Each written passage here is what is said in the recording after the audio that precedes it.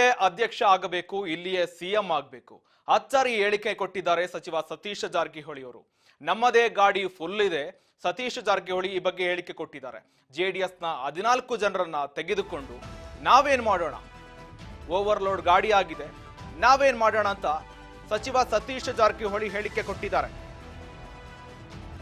ನಮ್ಮದೇ ಗಾಡಿ ಫುಲ್ ಇದೆ, ಜೆಡಿಎಸ್ನ 14 ಜನರನ್ನ ತೆಗೆದುಕೊಂಡು ನಾವೇನ್ ಮಾಡೋಣ, ಓವರ್ಲೋಡ್ ಇದ್ರೂ ಕೂಡ ನಮ್ಮದು ಕಾಂಗ್ರೆಸ್ ಪಕ್ಷವೇ, ಇಲ್ಲಿಯೇ ಅಧ್ಯಕ್ಷ ಆಗಬೇಕು, ಇಲ್ಲಿಯೇ ಸಿಎಂ ಆಗಬೇಕು. ಈ ಬಗ್ಗೆ ಹೇಳಿಕೆ ಕೊಟ್ಟಿದ್ದಾರೆ ಸತೀಶ್ ಜಾರಕಿಹೊಳಿ ಅವರು. ಯಾವಾಗ ಬೇಕಾದರೂ ಕನ್ಫರ್ಮ್ ಆಗಬಹುದು. ಜಾರಕಿಹೊಳಿ ಈ ಬಗ್ಗೆ ಹೇಳಿಕೆ ಕೊಟ್ಟಿದ್ದಾರೆ. ಯಾವಾಗ ಬೇಕಾದರೂ ಕೆಪಿಸಿಸಿ ಅಧ್ಯಕ್ಷನಾಗಬಹುದು, ಜೊತೆಗೆ ಸಿಎಂ ಬದಲಾಗಬಹುದು. ನಮ್ಮ ಪಕ್ಷದಲ್ಲೇ ಅತಿ ಹೆಚ್ಚು ಜನಬೆಂಬಲ ಇದೆ, ಅತಿ ಹೆಚ್ಚು ನಾಯಕರ ಸಾಥ್ ಇದೆ. ಹೀಗಿರುವಾಗ ಜೆಡಿಎಸ್ನ 14 ಜನರನ್ನ ತಗೊಂಡು ನಾವೇನು ಮಾಡೋಣ ಅಂತ ಈ ಬಗ್ಗೆ ಹೇಳಿಕೆ ಕೊಟ್ಟಿದ್ದಾರೆ.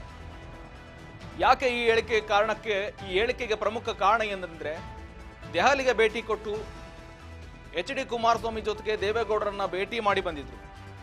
ಭೇಟಿ ವಿಚಾರಕ್ಕೆ ಸಂಬಂಧಪಟ್ಟಂತೆ ಕೆಪಿಸಿಸಿ ಅಧ್ಯಕ್ಷ ಪಟ್ಟಕ್ಕೆ ಜೊತೆಗೆ ಮುಂದಿನ ಸಿಎಂ ಯಾರಾಗಬೇಕು ಎನ್ನುವ ಕುತೂಹಲಕ್ಕೆ ಜೆಡಿಎಸ್ನ ನಾಯಕರನ್ನ ಕರೆತರುವ ಏನಾದರೂ ಷಡ್ಯಂತ್ರ ಇದೆಯಾ ಎನ್ನುವ ಪ್ರಶ್ನೆಗಳು ಕಾಡ್ತಾ ಇತ್ತು. ಆ ಪ್ರಶ್ನೆಗೆ ಸತೀಶ್ ಜಾರಕಿಹೊಳಿ ಹೇಳಿಕೆ ಕೊಟ್ಟಿದ್ದಾರೆ.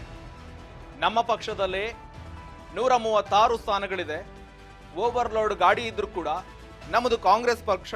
ಹೀಗಿರ್ಬೇಕಾದ್ರೆ 14 ಜನ ಜೆಡಿಎಸ್ ನಾಯಕರನ್ನ ಕರೆತಂದು ನಾವೇನು ಮಾಡೋಣ, ಏನಾದರೂ ಸಿಎಂ ಆಗೋದಾದ್ರೆ ಇಲ್ಲೇ ಆಗ್ತೀನಿ, ಕೆಪಿಸಿಸಿ ಅಧ್ಯಕ್ಷ ಸ್ಥಾನ ಪಡೆಯೋದಾದ್ರೆ ಇಲ್ಲೇ ಪಡಿತೀನಿ, ಬೇರೆ ಪಕ್ಷಕ್ಕೆ ಹೋಗ್ಬಿಟ್ಟು ಜೆಡಿಎಸ್ಗೆ ಹೋಗಿ ನಾನು ಅಧ್ಯಕ್ಷ ಜೊತೆಗೆ ಸಿಎಂ ಆಗುವ ಅವಶ್ಯಕತೆ ನನಗಿಲ್ಲ, ಇಲ್ಲಿಯೇ ಅಧ್ಯಕ್ಷನಾಗ್ತೀನಿ, ಇಲ್ಲಿಯೇ ಸಿಎಂ ಆಗ್ತೀನಿ.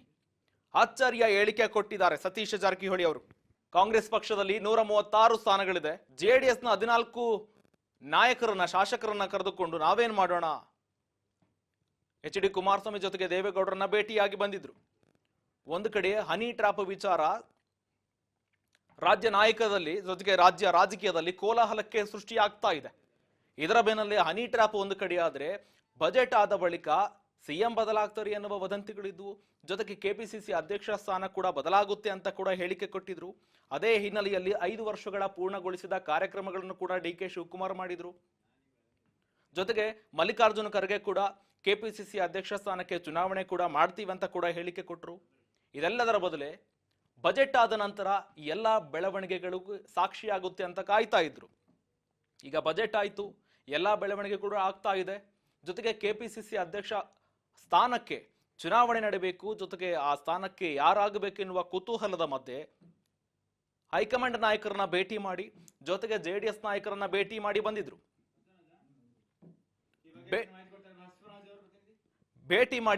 ಈ ಬಗ್ಗೆ ಹೆಚ್ಚಿನ ಮಾಹಿತಿ ಕೊಡ್ತಾರೆ ನಮ್ಮ ಪ್ರತಿನಿಧಿ ಬಸವರಾಜ್ ಸಂಪರ್ಕದಲ್ಲಿದ್ದಾರೆ. ಬಸವರಾಜ್, ಈಗಾಗಲೇ ಹೈಕಮಾಂಡ್ ನಾಯಕರನ್ನ ಭೇಟಿ ಮಾಡಿ, ಜೊತೆಗೆ ಜೆಡಿಎಸ್ ನಾಯಕ ಎಚ್ ಡಿ ಕುಮಾರಸ್ವಾಮಿಯವನ್ನ ಜೊತೆಗೆ ದೇವೇಗೌಡರನ್ನ ಭೇಟಿಯಾಗಿ ಬಂದಿದ್ರು.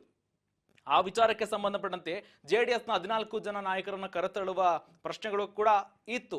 ಆ ವಿಚಾರಕ್ಕೆ ಸಂಬಂಧಪಟ್ಟಂತೆ ಈಗಾಗಲೇ ಸತೀಶ್ ಜಾರಕಿಹೊಳಿ ಹೇಳಿಕೆ ಕೊಟ್ಟಿದ್ದಾರೆ. ನಮ್ಮಲ್ಲೇ ತುಂಬಾ ನಾಯಕರು ಇದ್ದಾರೆ, ನಾನು ಏನಾದರೂ ಆಗೋದಾದ್ರೆ ಇಲ್ಲೇ ಆಗ್ತೀನಿ, ಜೊತೆಗೆ ಕೆಪಿಸಿಸಿ ಅಧ್ಯಕ್ಷ ಸ್ಥಾನ ನಾನು ಪಟ್ಟಕ್ಕೆ ಗಿಟ್ಟಿಸಿಕೊಳ್ಳುವ ಅವಕಾಶ ಇದ್ರೂ ಇಲ್ಲೇ ಆಗ್ತೀನಿ, ಜೊತೆಗೆ ಸಿಎಂ ಆಗೋದಾದ್ರೆ ಇಲ್ಲೇ ಆಗ್ತೀನಿ ಅಂತ ಕೂಡ ಹೇಳಿಕೆ ಕೊಡ್ತಾ ಇದ್ದಾರೆ.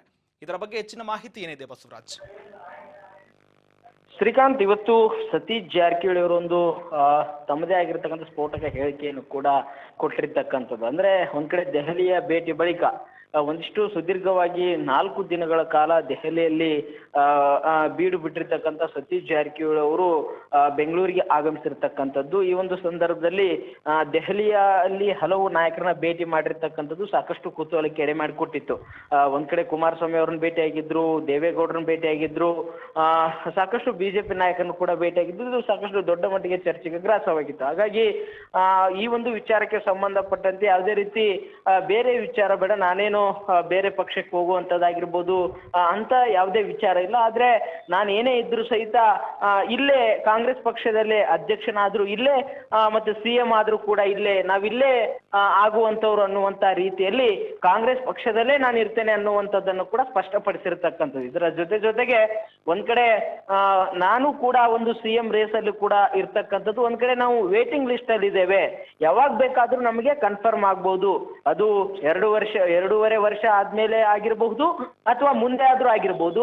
ಒಟ್ನಲ್ಲಿ ನಾವು CM ರೇಸ್ ನಲ್ಲಿ ವೇಟಿಂಗ್ ಲಿಸ್ಟ್ ನಲ್ಲಿ ಇದ್ದೇವೆ ಅನ್ನುವಂತಹ ಮಾತನ್ನು ಕೂಡ ಹೇಳಿರ್ತಕ್ಕಂಥ. ಒಂದ್ ಕಡೆ KPC ಅಧ್ಯಕ್ಷ ಸ್ಥಾನ ಆಗಿರ್ಬೋದು ಅಥವಾ CM ಆಗಿರ್ಬೋದು, ಒಂದು ಉನ್ನತ ಹುದ್ದೆಯನ್ನ ಪಡೆಯುವಂತ ನಿಟ್ಟಿನಲ್ಲಿ ನಾನು ಕೂಡ ಒಂದು ವೇಟಿಂಗ್ ಲಿಸ್ಟ್ ನಲ್ಲಿ ಇದ್ದೇನೆ ಅನ್ನುವಂತ ರೀತಿಯಲ್ಲಿ ಹೇಳಿಕೆ ಕೊಡುವ ಮುಖಾಂತರ ಸತೀಶ್ ಜಾರಕಿಹೊಳಿ ಅವರು ಕೂಡ ಹಿಂದೆ ಸಾಕಷ್ಟು ಒಂದ್ ಕಡೆ ರಣತಂತ್ರ ರೂಪಿಸ್ತಾ ಇದ್ದಾರೆ. ಒಂದ್ ಕಡೆ CM ಸ್ಥಾನದ ಮೇಲೆ ಕಣ್ಣಿಟ್ಟಿರ್ತಕ್ಕಂಥವ್ರು 2028ರ ಚುನಾವಣೆಗೆ ನಾನು CM ಸ್ಥಾನದ ಆಕಾಂಕ್ಷಿ ಅಂತ ಒಂದ್ ಕಡೆ ಹೇಳಿದ್ರೆ, ಇನ್ನೊಂದು ಕಡೆ ವೇಟಿಂಗ್ ಲಿಸ್ಟ್ ಅಲ್ಲಿ ಇದ್ದೇನೆ, ಯಾವಾಗ ಬೇಕಾದ್ರೂ ಕನ್ಫರ್ಮ್ ಆಗ್ಬಹುದು ಅನ್ನುವಂತ ಒಂದು ರೈಲ್ವೆ ಟಿಕೆಟ್ ನ ಉದಾಹರಣೆ ಕೊಡುವ ಮುಖಾಂತರ ಒಂದ್ ಕಡೆ ಕಾಂಗ್ರೆಸ್ ಪಾಳ್ಯದಲ್ಲಿ ಮತ್ತೊಂದು ಸಂಚಲನ ಇವತ್ತು ಸತೀಶ್ ಜಾರಕಿಹೊಳಿ ಮೂಡಿಸಿರ್ತಕ್ಕಂಥದ್ದು. ಹಾಗಾಗಿ ಸತೀಶ್ ಜಾರಕಿಹೊಳಿ ಅವರು ಕೂಡ CM ಸಿದ್ದರಾಮಯ್ಯನವರ ಆಪ್ತರು. ಒಂದ್ ಕಡೆ ಏನು ಕಾಂಗ್ರೆಸ್ ಪಾಳ್ಯದಲ್ಲಿ 50-50 ಅಂತಕ್ಕಂತ ಒಂದಿಷ್ಟು ಮಾತುಕತೆ ಆಗಿದೆ ಅನ್ನುವಂತ ವಿಚಾರ ಬಂದಂತ ಸಂದರ್ಭದಲ್ಲಿ ಆ 2.5 ವರ್ಷ ಆದ್ಮೇಲೆ ನಾನು ಕೂಡ CM ಆಗ್ಬಹುದು, ನನಗೂ ಕೂಡ ಅವಕಾಶ ಸಿಗಬಹುದು, ನನಗೂ ಕೂಡ ಹೈಕಮಾಂಡ್ ನಾಯಕರು ಕನ್ಫರ್ಮ್ ಮಾಡಬಹುದು ಅನ್ನುವಂತ ರೀತಿಯಲ್ಲೇ ಇವತ್ತು ಸತೀಶ್ ಜಾರಕಿಹೊಳಿ ಅವರ ಹೇಳಿಕೆ ಆಗಿತ್ತು. ಶ್ರೀಕಾಂತ್, ಥ್ಯಾಂಕ್ ಯು ಬಸವರಾಜ್ ನಿಮ್ಮೆಲ್ಲ ಮಾಹಿತಿಗಾಗಿ. ನೋಡ್ಬೇಕಾಗುತ್ತೆ, ಜೊತೆಗೆ KPCC ಅಧ್ಯಕ್ಷ ಸ್ಥಾನಕ್ಕೆ ಕೂಡ ಚುನಾವಣೆ ನಡಿಬೇಕಾಗಿದೆ. ಸತೀಶ್ ಜಾರಕಿಹೊಳಿ ಅವರು CM KPCC ಅಧ್ಯಕ್ಷ ಪಟ್ಟದಲ್ಲಿ ಕೂರ್ತಾರ ಅಥವಾ ಮತ್ತು ಬೇರೆ ಯಾರಾದ್ರನ್ನ ತಂದು ಕೂರಿಸುತ್ತಾ ಹೈಕಮಾಂಡ್ ಅನ್ನೋದನ್ನ ಕಾದಷ್ಟೇ ನೋಡ್ಬೇಕಾಗುತ್ತೆ. ಹೀಗಾಗ್ಲೇ ಹೈಕಮಾಂಡ್ ನಾಯಕರು ಕೂಡ ಚುನಾವಣೆ ಮಾಡ್ತೀವಂತ ಕೂಡ ಹೇಳಿಕೆ ಕೊಡ್ತಾ ಇದ್ದಾರೆ. ಜೊತೆಗೆ ಇದರೆಲ್ಲದರ ಮಧ್ಯದಲ್ಲಿ ಈಗ ಹನಿ ಟ್ರ್ಯಾಪ್ ವಿಚಾರ ಕೂಡ ವಕ್ಕರಿಸಿಕೊಂಡಿದೆ. ಹೈಕಮಾಂಡ್ ನಾಯಕರಿಗೆ ತೀವ್ರವಾಗಿ ತಲೆಬಿಸಿಯಾದಂತಾಗಿದೆ. ಹೈಕಮಾಂಡ್ ನಾಯಕರು ಈ ವಿಚಾರಕ್ಕೆ ಸಂಬಂಧಪಟ್ಟಂತೆ ತಲೆ ಕೆಡಿಸಿಕೊಳ್ಬೇಕಾ ಅಥವಾ KPCC ಅಧ್ಯಕ್ಷ ಸ್ಥಾನಕ್ಕೆ ಚುನಾವಣೆ ನಡೆಸಬೇಕಾ, ಜೊತೆಗೆ ಮುಂದಿನ CM ಪಟ್ಟಕ್ಕೆ CM ನನ್ನ ಬದಲಾಯಿಸಬಹುದಾ, ಎಲ್ಲಾ ಪ್ರಶ್ನೆಗಳ ಮಧ್ಯದಲ್ಲಿ ಈಗ ಹನಿ ಟ್ರ್ಯಾಪ್ ಕೂಡ ವಕ್ಕರಿಸಿಕೊಂಡಿದೆ. ಇನ್ನಷ್ಟು ದಿನಗಳ ತಡವಾಗಬಹುದು ಅಂತ ಮೇಲ್ನೋಟಕ್ಕೆ ಕಾಣ್ತಾ ಇದೆ. ನೋಡ್ಬೇಕಾಗುತ್ತೆ ಇದಕ್ಕೆ ಸಂಬಂಧಪಟ್ಟ ಬೆಳವಣಿಗೆಗಳು ಏನಾಗುತ್ತೆ ಅನ್ನೋದನ್ನು.